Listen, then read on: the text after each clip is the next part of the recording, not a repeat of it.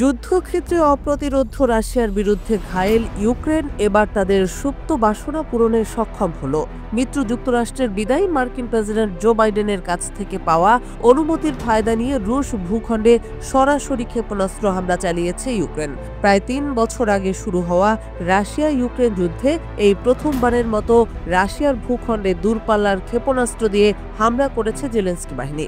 মঙ্গলবার এ হামলা হয়েছে বলে রাশিয়ার পক্ষ থেকে জানানো হয়েছে। খবরটি প্রকাশ করেছে ব্রিটিশ সংবাদ মাধ্যম বিবিসি। রাশিয়ার প্রতিরক্ষা মন্ত্রণালয় জানিয়েছে, ইউক্রেন মঙ্গলবার সকালে army tactical missile system ATACMS ব্যবহার করে রাশিয়ার ব্রিয়ান্স্ক এলাকায় হামলা করেছে।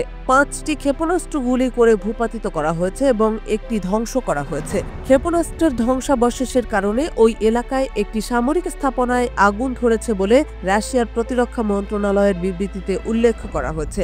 যুক্তরাষ্ট্রের ক্ষেপণাস্ত্র ব্যবহার করে হামলা চালানোর কথা ইউক্রেনের গণমাধ্যমেও উঠে এসেছে। তবে এ বিষয়ে এখনও ইউক্রেন সরকারের পক্ষ থেকে সরাসরি বক্তব্য পাওয়া যায়নি। সংবাদ মাধ্যমের বিবৃতিতে রাশিয়ার প্রতিরক্ষা মন্ত্রণালয় বলেছে, স্থানীয় সময় বিকাল ৩টা ২৫ এই হামলা চালানো হয়েছে। একটি ক্ষেপণাস্ত্রের ধ্বংসাবশেষ পড়ার পর আগুন ধরে যায়। দ্রুত ওই আগুন নেভানো হয়। এই ঘটনায় কেউ হতাহত হননি। এর আগে ইউক্রেনের সামরিক বাহিনী নিশ্চিত করে যে তারা রাশিয়ার ব্রিয়ান্স্ক এলাকায় একটি গোলা বারুদের গুদামে হামলা চালিয়েছে। তবে এই হামলায় ATACMS ব্যবহার করা হয়েছে কিনা সেটা তারা নিশ্চিত করেনি।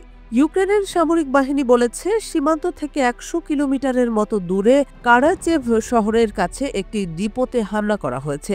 হামলার পর ১২টি বিস্ফোরণের ঘটনা ঘটেছে। সামরিক বাহিনীর সূত্রের বরাত দিয়ে ইউক্রেনের সংবাদ মাধ্যম নিশ্চিত করে জানিয়েছে, এই হামলায় যুক্তরাষ্ট্রের ক্ষেপণাস্ত্র ব্যবহার করা হয়েছে। এদিকে পাল্টাপাল্টি সংঘর্ষের মাঝে ইউক্রেনের প্রেসিডেন্ট ভলোদিমির জেলেনস্কি বলেছেন, প্রায় ৩ বছর আগে রাশিয়া যে যুদ্ধ শুরু করেছে এতে জয় নির্ধারিত হবে ২০২৫ সালে। ইউক্রেনের পার্লামেন্টে মঙ্গলবার একথা বলেছেন জেলেনস্কি। তিনি বলেন, যুদ্ধের বিজয়ী কারা তা নির্ধারণের সময় ঘনিয়ে এসেছে। আগামী বছরই বিশ্ব জানতে পারবে কারা জয়ী। ইউক্রেনকে কারও নিয়ন্ত্রণে তুলে দেওয়া হবে না।